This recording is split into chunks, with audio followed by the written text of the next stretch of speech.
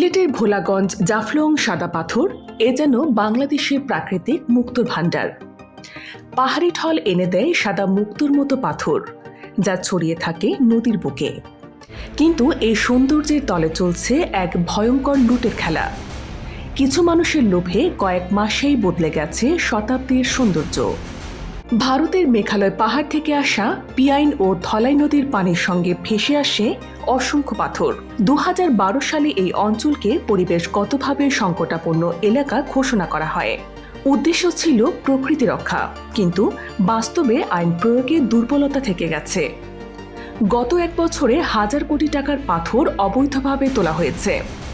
সিন্ডিকেটের নিয়ন্ত্রণে চলছে এই ব্যবসা। শত শত নৌকা দিনরাত কাজ আর প্রশাসনের সীমিত ক্ষমতা।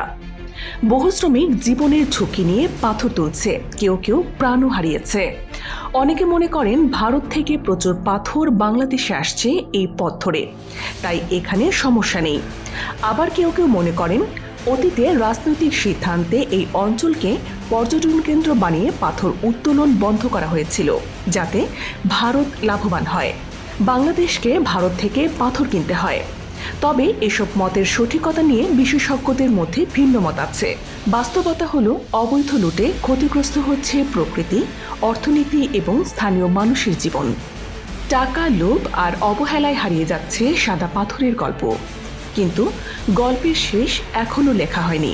যদি আমরা চাই, যদি আইন প্রয়োগ হয়, যদি প্রকৃতিকে অগ্রাধিকার দিই, তবে হারানো সৌন্দর্য ফিরিয়ে আনা সম্ভব। সাদা পাথর তখন আবার হবে জীবনের গল্প, শান্তির গল্প, প্রকৃতির বিজয়ের গল্প। এই ধরনের গুরুত্বপূর্ণ আপডেট পেতে আমাদের সঙ্গে থাকুন।